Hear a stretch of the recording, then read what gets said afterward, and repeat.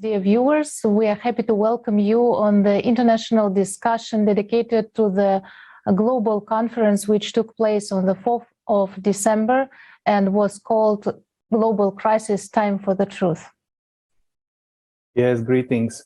This global conference was organized by volunteers from 180 countries. It was simultaneously interpreted also by volunteers into more than 100 languages. And these discussions were about, let's say, the vital topics that affect nearly everyone living on our planet today. And as a result, or as a follow-up of this conference, the volunteers decided to organize these discussion tables where we invite our dear guests who participated on the conference or who basically were helping us gathering some facts so that we can cover also the topics that didn't have the chance to be discussed on the conference. And so today our dear guests with us are Dr. Jeff Masters. He's a PhD. Dr. Jeff Masters worked as a hurricane scientist with NOAA Hurricane Hunters. He's a co-founder of the Weather Underground and a founding board member of the Climate Science Legal Defense Fund from the United States. And our second guest is Aftab Alam. He's a student of political science and international relations from Pakistan. So welcome, and we can begin. Yes, thank you so much for joining us. And we would like to start from talking about your impressions, your feedbacks about the conference. So maybe you, Dr. Masters, would like to share your impressions, would like to share your thoughts about the importance of the topics raised on this conference. Yeah, certainly the number of extreme weather events we've seen this year in 2021 have really added some urgency to understanding what's going on and to start putting together solutions to what needs to be done. It's clear now that we're in a totally new climate. I mean, the climate of the 21st century is so different than the climate of the 20th century that we're going to have trouble adapting. I mean, we designed our infrastructure to deal with a climate that no longer exists. And now we're getting much heavier precipitation events like we saw in Europe this summer with the catastrophic flooding we had there. China had its third most expensive flood on record this year. In the United States, we had a Hurricane Ida, which generated just incredible flooding in New York City that we've never seen before. So all of these flood events tell us that we're in a new climate. Heavy precipitation events are going to continue to intensify and cause trouble in our transportation sector, our agriculture sector. And at the same time, when it doesn't happen to be raining, when you don't have those low pressure systems impacting you, the resulting heat waves and droughts that are going to be occurring are going to be more intense. Heat is energy, and energy in the form of heat will serve to make your droughts more intense and your heat waves more intense. And energy in the form of heat over the oceans will evaporate more water from the oceans to generate heavier rainfall events. So we kind of get the worst of both worlds. I mean, a warmer climate is a more energetic climate. And we're seeing that play out with the extreme weather disasters that we saw in 2021, both heat waves, droughts, and floods. Well, thank you. This is, I would say, a great sum up of the events that we are facing today, and they have been voiced also on the conference, and we are going to touch upon these in more details later on. And I would also like to ask Aftab. Aftab, you have been actively participating in preparation of the conference and helped with translation of the videos. Can you also share your thoughts and understandings from the conference, please? Thank you. First of all, I'm very thankful to the entire guest members, participant, and all of the people being a student of international relation and international politics, in my career from my graduation to PhD study, this is the first conference which I have attended. And I share all of the activities and translation with my people in Pakistan and Afghanistan. And the people appreciate it, that because the creative society is the society which think about this problems which in the entire world, not the developing country are, but also developed countries also facing nowadays. And just a few days ago, some schools and colleges and universities were the students were stopped from the school because the government announced that it is very difficult for the students and for the university and college students to come to university because of a huge smog in the city of Lahore in Pakistan. So it affects not only the people, but the students also are more affected by that. So for the last 10 or 15 days, the school is not closed in Pakistan because of the pandemic, corona, but because of the climate issue. So in near future, it is going to dangerous more, and especially in developing countries.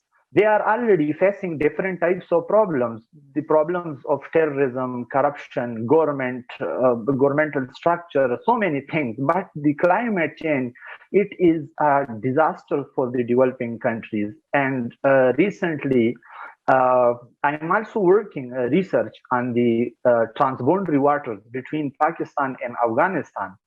And this is also in near future, it's a big problem for the people of Pakistan and Afghanistan because for the last 100 years they are using the water of the Kabul water, the river Kabul water, but without any agreement. And it's very much difficult because of the climate issue that how they will resolve the issue, because on both sides the people need water.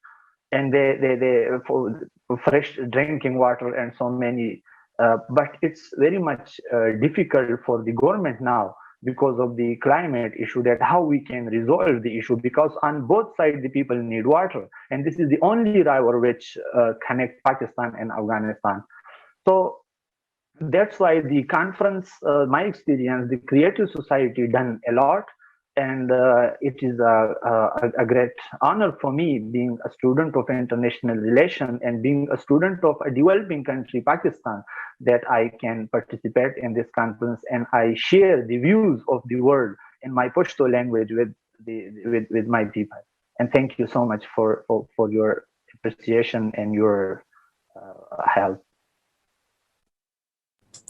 Thank you so much, Aftab. You know, it is very important for every person who already see this climate changes, who already know all these things that affects us,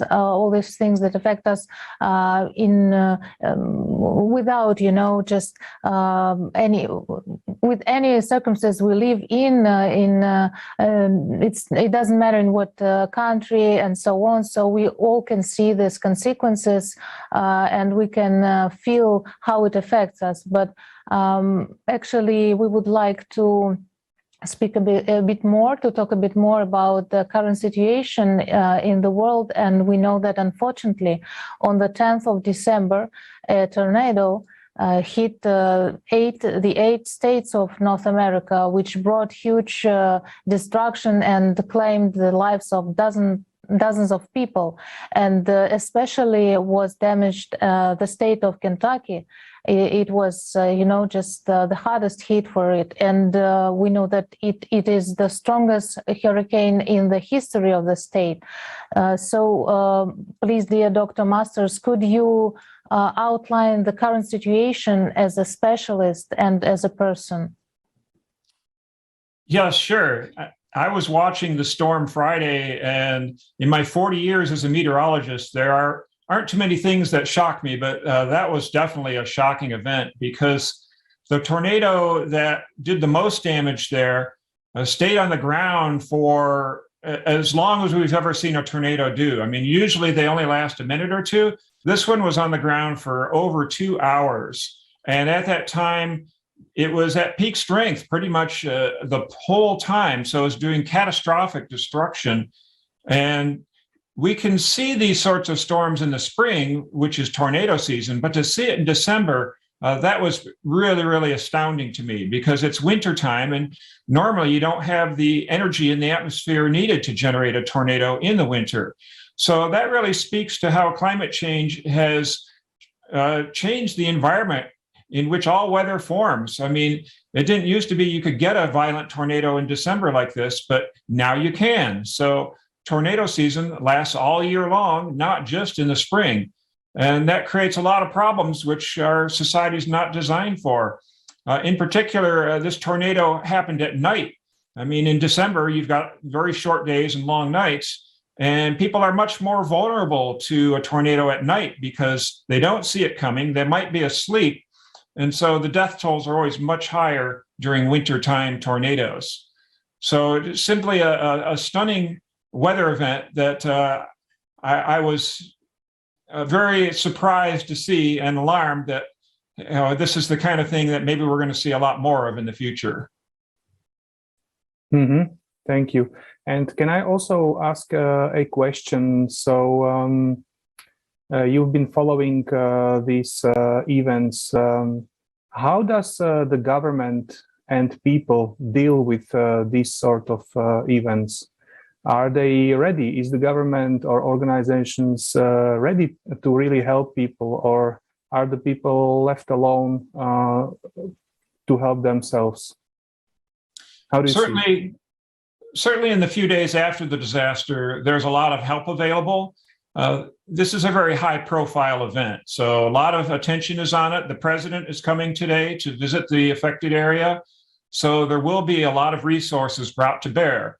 The fact that it happened in December is fortunate in a way because there aren't that many other natural disasters to compete with. I mean, the summertime is usually when you have major natural disasters in our country because you have hurricanes and floods and tornadoes are all active during that time. So there will be a lot of help for these people. And it's unfortunate it's happened in winter here because the requirements for shelter are so extreme when it's cold out. But I do think that the response is going to be pretty much in line with what is required. Mm-hmm. Thank you. Yes, and also would like to ask Aftab the same question. If we look at, let's say, these disasters happening in other countries, and what is your opinion? Are the governments ready to help people during the time of these natural disasters, and what solutions are taken elsewhere? Yes, mostly the government are working to contain this word disasters, but it depends on the policies of the government, that what kind of policy they are adopting to contain. Because if you look to the entire scenario of the world, so the developing countries of the South African region, the South Asian region, all of these states are very much vulnerable to the global climate change. But when you compare their economic position with that of the developed world, so how the government alone can contain the developing countries, their governments, how they can contain this huge disaster. So it's difficult for them to contain this alone. Every day there are some cases in the news and in different research journals, the professors, and they are publishing about the disasters in the South Asian or in developing countries. So for that purpose, it needs a united policy, which is not for a particular, but the whole world states. They combine and they make a policy for this to contain these disasters in near future. And one state are alone, it's difficult for one state to contain such a huge disaster, because it's not the problem of a particular state, it's the problem of world, it's problem of this planet, it's the problem of this universe. So to control this, it is important that the entire world government machineries, they are combined, and they can, just like United Nations and the forum of that they can unite and make a organization for the climate to contain the climate issues. Yes, thank you so much. It is true that we really need to be all united. And when we are talking about politicians and some big international organizations, we surely wait something from them. Always, we wait some solutions, and we are waiting for maybe for them to unite, to be more united. But we also understand that they are the same people as all of us. And we all need to unite, even for those politicians to unite. It is us, the whole humanity, let's say, that we need to, we need to show our necessity of being united. We need to start uniting between every one of us. So this is why we are organizing these conferences, not only to show these terrible things that are happening in our world, but to give the solution, and the solution that comes from people now. Yes, that it is not like someone formed it and tries to impose it or something like that. This is what really people came to in this search of the solution. And we know that today still there are some people that they just first of all, they just don't know what is happening in the world, because we can't see everything on our screens of our televisions and so on, and it is hard to know what is really going on.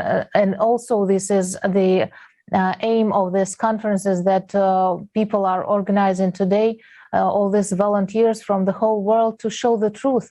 And we understand that there are lots of consequences that we don't see of this climate crisis. Yes, there are people that, who can say that, well, I don't see it in my let's say city, for example. I don't see it in my home.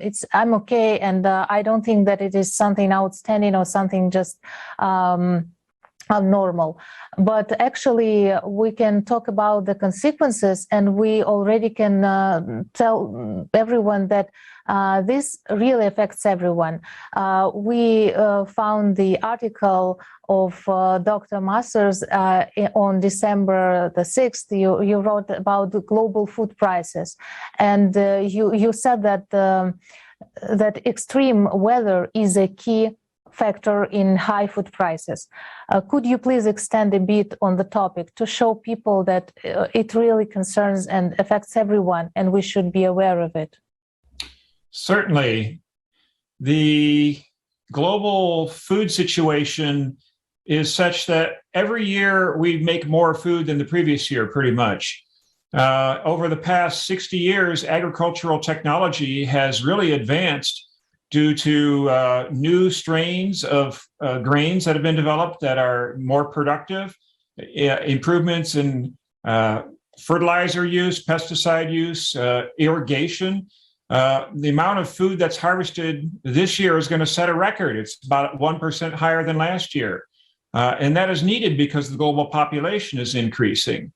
But at some point, we're meeting up against a lot of issues here, because more people are eating meat now, particularly in China, which drives up food prices. We've got a pandemic going on that's driving up food prices.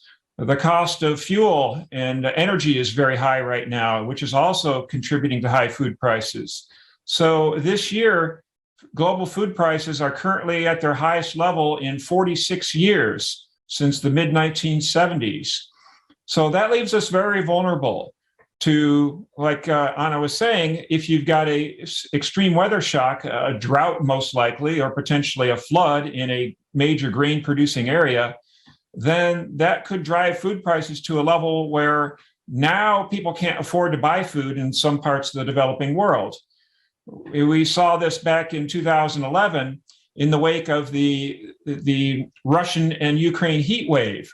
Incredible heat wave in 2010 made the wheat prices go through the roof, and Russia stopped exporting wheat. Global wheat prices exploded, And we ended up with civil unrest and multiple revolutions in the Arab world. It was called the Arab Spring. So you saw at least 3 governments topple and rioting in a bunch of places because of high food prices. And right now, food prices are even higher than they were then. So we're at a very vulnerable situation. And I'm concerned in 2022 that with the ongoing pandemic, food prices are at a point where we really can't afford to see a huge heat wave someplace or massive flooding that interrupts grain supplies. I'm concerned that we're going to have a situation where, once again, an Arab Spring type situation will result, where there'll be mass unrest, potentially starvation as well, famine, because we won't be able to feed everybody. So this is the number one threat of climate change right now in the next few or 10 years or so. It's multiple extreme weather events causing global food prices to spike to a point where now we can't feed everybody.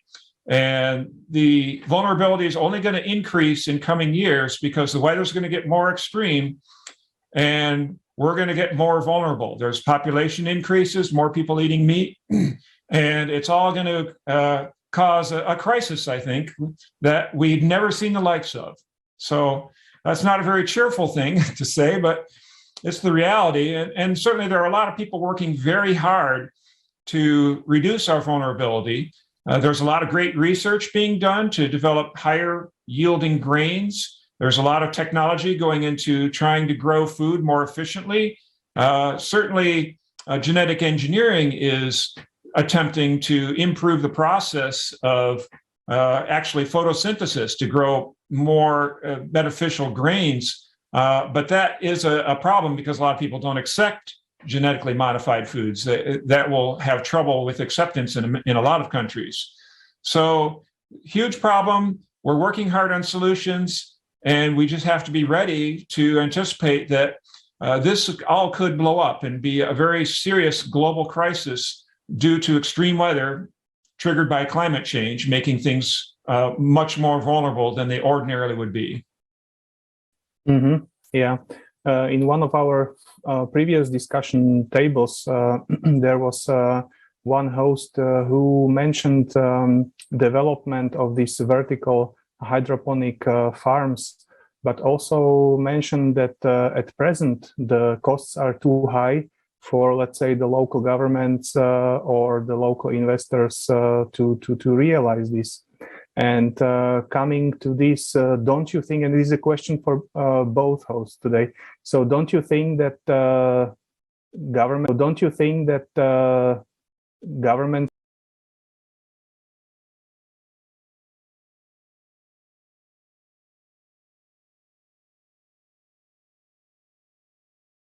of Pakistan, it is the province is very rich of they have in agriculture.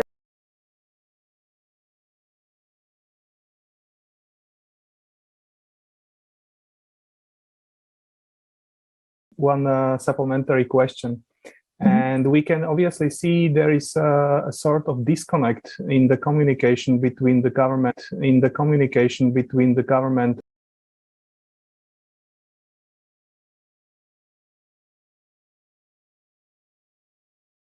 But now 2 to 5% people they available electricity in Afghanistan. The rest of the people, they have no electricity, mostly hydroelectricity, and the rest of. And most of the children, I have visited one. So I asked from a children that, are you going to school? And he told me that, no, I'm not going to school. So I told him, what's you are working? He told me that I'm bringing water, fresh water from the town to my village for my home and for my the rest of the people. So the question is that if the government is, again, the situation in Afghanistan, you people know better about that for the last 40, 50 years, they are in conflict situation with the Soviet Union, the United States, and then again, the Taliban. And so all of these issues, so how the people of Afghanistan can contain the issue of climate change? Second, that how there is still no government in Afghanistan. The Taliban have made the government, but the people have not trusted. The people don't have trust on them. Mostly the people don't trust on them. So how they can connect with each other to make the policies for their. It is important to become a democratic state. Before that the people have the right to talk about their issues. They have right to make decisions for their own self. They have right to speak freely. If the people have no such type of rights, so how they can connect with the government and make the policy? So it is important before that the people and government must be on one page to contain any issue, any problem. So in the Kabul river issue, in 2010 there was a huge flood, and millions of people on both sides they were affected by the climate issue because of that flood. So at local the people were fighting with each other because the river divert their area, increase in some area. They increase their location or their strength, and in some areas on the other side, in Afghanistan side, their areas or their weight is low. So they are claiming on both sides. The people claiming that the area which is on your side, this is our land. Because so the people say that no, it is because of the climate change. It is because of the flood. Why we gave you this? So this is the problems. And at local level, there is no policy with the government. If there is no government, then how they can make the policy for the people? So before that it is important for the people that for the government that they can make a policies. First, they connect with the people, make a democratic structure, and on the basis of that, they united and identify the problem and then make the solution for these problems. So it is important for that context. Thank you so much, dear guests, for your opinions. It is really important for us, for everyone, I mean, to hear each other, to know what do we like this humanity, the whole humanity, what do we think about the world we live in, how we see the world we want to live in. And here is the situation that we have lots of crises, different crises in almost every sphere of our lives, but actually we understand that we all are responsible for it, yes, and we should just also understand that maybe, well, even if someone of us is trying to change the situation, but it is so hard because we are so divided, and we are divided in groups, in countries, and so on. And we just now came to this understanding, and we are continuing this process of understanding the thing that how it is important for every one of us to be united, to unite all our potential, scientific, all our human potential, to be able to survive, in all this crisis, and especially in climate change. But I just would like to invite everyone to watch the short video from the conference Global Crisis Time for the Truth, which shows us the format of our society where we live in, and the only solution we have today.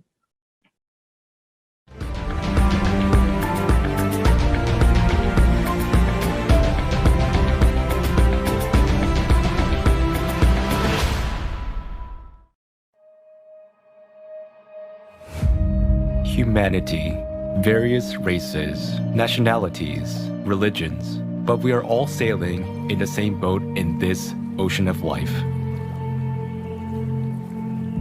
And the course of all-absorbing consumerism, which our common ship has taken today, is leading us to precipice. Just a little longer, and we will irreversibly fall into the abyss of economic, social, and climate catastrophes. Perhaps someone doesn't want to see and admit obvious facts, yet being afraid to turn around and see the reality. In the endless rush, in the ordinary everyday routine, in the race for success and survival in this world of consumerism. But every day, more and more people stop and ask themselves these questions. Where is this world coming to? What does the future hold for me and my children? How can I make sure that the world will be a safe, happy, and prosperous place? After all, no matter how successful you are, if the whole world is falling apart, there is no way you can avoid a bitter fate. We can change the course of our ship, which is speeding into the abyss, and instead of the abyss of consumption, steer it in the direction of the creative society. But we can do this only together. We need to unite our collective human potential, become a united civilization, and row in one direction. Uniting in a common goal, we need to direct our attention, our efforts, our knowledge, and our skills to charting a new course. And how quickly we can do this depends on the choice of each person. Our salvation is only in our unity.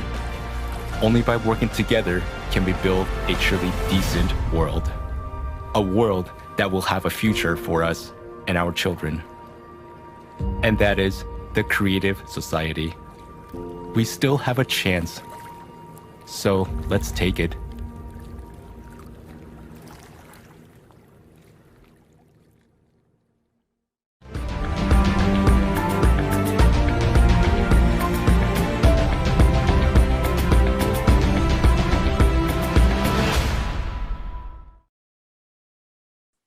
Yes, as we've seen in the videos, we are at the edge of, we can say, one of the most, the biggest crisis in history. Some people say that people don't unite unless there is a crisis. However, the aim of all of the participants of creative society, it is to ensure that we can unite or provide the conditions that people can unite even before this crisis happen, until we have time, you know. And I would like to ask Dr. Masters, what do you think, what can we do to inform all of the people? I mean, to tell them the truth and to unite before it is too late? The most important thing any citizen can do, a citizen of the world, is to share your knowledge that you're getting from conferences like this and educate people. I mean, if you're interested enough to be watching this, you know quite a bit about the climate crisis, and we really need education. There are so many ignorant people out there who don't understand the magnitude of where we're at and where we're headed. So the more you can engage others to understand what's going on and to take action to support leaders that will do something about it, the better off we will be. So electing leaders or supporting leaders that are going to do something about it, educating others to help get those leaders in place, or becoming a leader yourself. Go out, run for office, go out and make a difference. All these things are needed, and you can do something to make us have a better world going forward. Yes, you're so right. And also about the leaders, because really, I think that every one of us can become this leader in the sense of just be responsible, you know, be responsible for your own actions, for what you're doing, why you're doing. And in this one goal for the whole humanity, we could be all like really like leaders who just having this one goal to evaluate like you know, like one civilization, one united civilization, and to really to survive all these things that are happening with the climate and with well, everything, with violence, with you know, hunger, with all this terrific things that are happening in this consumer format. We all can be the leader who just change the situation by changing ourselves, changing our lives, and changing our actions. I also would like to ask, dear Mr. Alan, what do you think about the importance for every person to be this responsible citizen of the world, and to be courageous, and not to be afraid to speak up? Because when we are silent, when knowing the truth, we are not talking about it, we are not we don't transmit it to other people, or maybe we just don't want to see this truth, we just want to close our eyes and say that I knew nothing, but actually we always we can feel that there's something is happening, and even if we don't see something. So what do you think, how important it is for people to be like, real heroes who are telling the truth nowadays to everyone? Yes, people in everywhere in the entire world, they can change, they can bring change. But if they united without religion, without any custom, tradition, and race, when the people united, so they can bring change, and they can make the governments, and they compel the governments and the leaders that they can take initiatives and positive response and make positive policies. But it is important, and the creative society is doing a lot for that this is a forum on the basis of which the world is coming to unite. And I hope within coming few months, the entire world will be under the umbrella of the creative society. But the important thing that the sir told, that education is very much important. Education play a very important role in this context. It is very much important that the creative society takes some initiatives inside the school, college, and university level, and they can the people of the volunteers who are working with the creative society, are being the part of society, they inform and they can work for that educate the people about the issue of climate change from the forum of creative society. So when this voice will reach to the every school, every college, every university, so then there is no one to stop the change. So it is important. Otherwise, if we can't bring change, so the world will bring the planet will change us, and at that time we have no time. When the world or the planet bring change, it is important that because we are not here just for living, but we are here just to live a good life and think about and understand this world. That's why we are here. So if we bring such awareness, not in a particular forum, but start from our own self, from our own brother, sister, from our own home, then university, colleges, and one day it will change. It is important that we must start from ourselves, and when we make something for this planet, we work for this planet, so people will look toward us. And one day they will this creative society, they will rock. Yes, thank you, Aftab. And I fully agree with you that it is essential for the people to be informed, to be well educated, because only based on the education, based on information, we can do a decision. We can do our choice to not be passive anymore, but start to act. And even by informing other peoples, we are already acting, actually. And that's why, dear viewers, our honored guests, I would like to invite everyone to watch once again the conference, that happened on December the 4th, because it is full of information and scientific evidence of what is going on. But not only that, but also what are the outcomes of the current situation, that provides a whole picture based on which we can make this decision.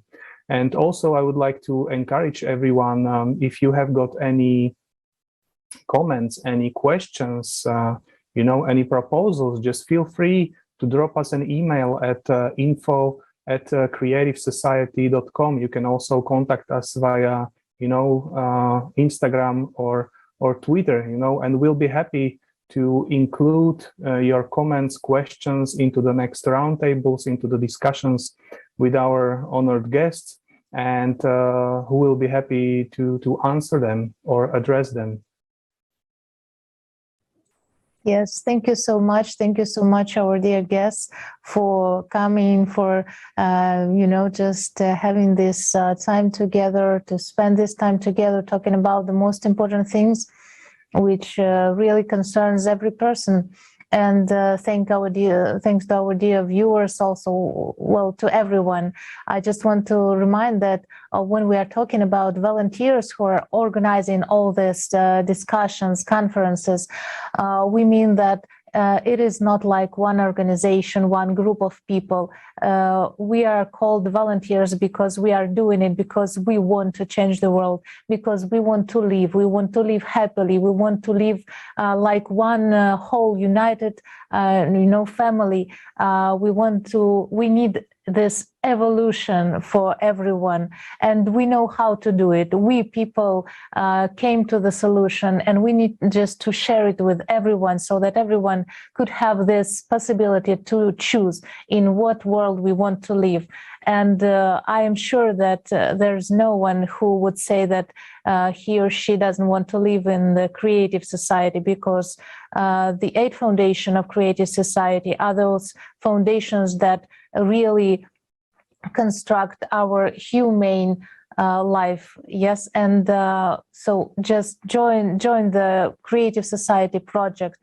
I invite everyone to join us, to tell the truth, and to surely share the information with everyone because this is our mission as the humanity today, to be united and as one civilization, to survive and even evaluate. This is our time for the truth. Thank you so much, everyone, and see you on the next international discussions.